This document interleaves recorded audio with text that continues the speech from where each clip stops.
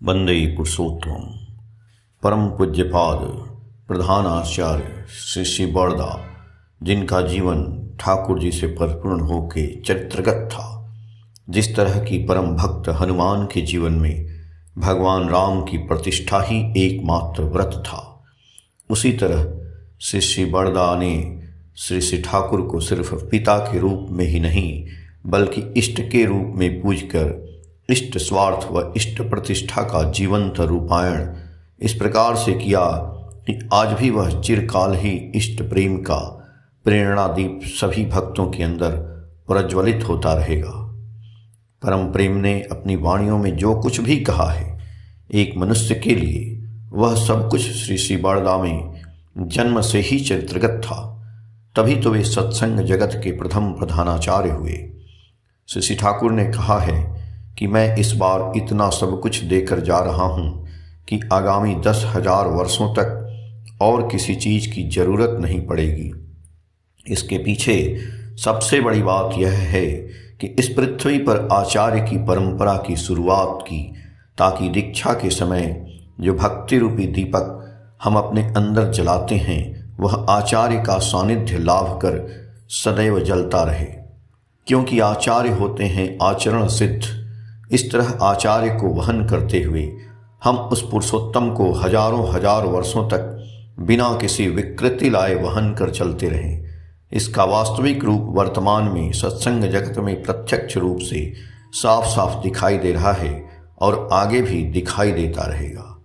यही कारण है कि आज कोटि कोटि लोग इस आचार्य की परंपरा का अनुकरण करते हुए अपने जीवन में अतुलनीय परिवर्तन का एहसास कर रहे हैं और हमारी चरम प्राप्ति जो है, हमारा गंतव्य जो है, उस परम दयाल परम प्रेममय श्री श्री ठाकुर की ओर अग्रसर हो रहे हैं।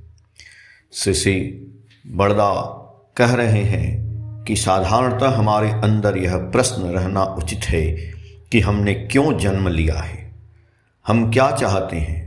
साधारण भाव से यह कहा जाता है, सुख चाहते हैं, आनंद चाहते हैं, अच्छा भोजन, अच्छे पोशाक, घर, गाड़ी, शिक्षा, दीक्षा आदि सारी चीज़ों की जड़ में वही एक आकांक्षा रहती है, सुख, शांति और आनंद।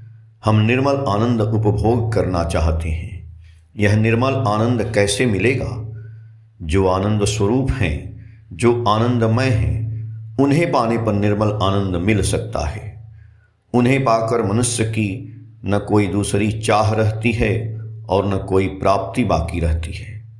अतः इष्ट कार्य में हर समय अपने को लगाए रखकर चलो। यह कैसे संभव है? यजन, याजन, इष्टवृत्ति ठीक तरह करने पर जो चाहोगे वही पाओगे। यजन अर्थात इष्ट को स्मरण मनन करना, याजन अर्थात उनका गुण कीर्तन करना, इष्टवृत्ति अर्थात इष्ट को अनुराग के साथ भरण पोषण एवं पूर्ण करना। उन्होंने हमें पथ दिखला दिया है, उसी पथ पर चलना ही हमारी एकमात्र साधना है, हमारा व्रत है और है तपस्या। वे हमारे जीवन सर्वस्व हैं। हम क्या करते हैं? प्रत्युष में सोकर उठते हैं, फिर बाथरूम जाते हैं, वहाँ से आने पर जप ध्यान अर्थात मंत्र साधन करते हैं, यही है यजन। उसके बाद मन प्राण ढालकर अनुराग सहित इष्टवृत्ति अर्थात उन्हें अपना भक्ति अर्घ निवेदन करते हैं। उसके बाद प्रार्थना में इष्ट को निवेदन कर कुछ खाते हैं। उसके बाद दंड लेकर उन्हें प्रणाम एवं स्मरण कर याजन के लिए बाहर निकलते हैं। दोपहर में भोजन के पहले देखते हैं कि पड़ोस में कोई भूखा तो नहीं है। क्षमता अनुसार उन्हें भी खाने को कुछ देते हैं। अतिथि अभ्यागत का सत्कार करने के बाद स्वयं खाने बैठते हैं। इष्ट को निवेदन कर उनका प्रसाद ग्रहण करते हैं। कुत्ते, बिल्ली, छोटे प्राणी जो घर में रहते हैं तो उन्हें भी खाने को कुछ देते हैं। संध्या में घर के सभी लोगों को लेकर समय पर प्रार्थना करते हैं। रात में सोने के पहले उनको स्मरण कर एवं उनका नाम जपते हुए सो जाते हैं। आहार निद्रा सारी चीज़ों में उनको परिपूर्ण रूप से मानते हुए चलते हैं। यदि उसमें कुछ विभ्रांति मूलक घटना घट जाती है तो वह तुरंत पकड़ में आ जाती है। बाधा विपत्ति विशृंखला चाहे जो कुछ भी क्यों न आए, उन्हें इष्ट स्वार्थ प्रतिष्ठा में नियंत्रित किया जा सकता है। हर समय हम यह सोचते हुए चलें कि मेरा घर नहीं है, उनका ही यह घर है।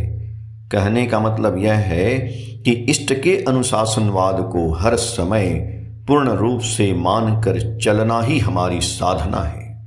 ऐसा करने पर किसी तरह की बाधा हमें काबू नहीं कर सकती है। इस प्रकार मन प्राण देकर काम में कूद जाना चाहिए।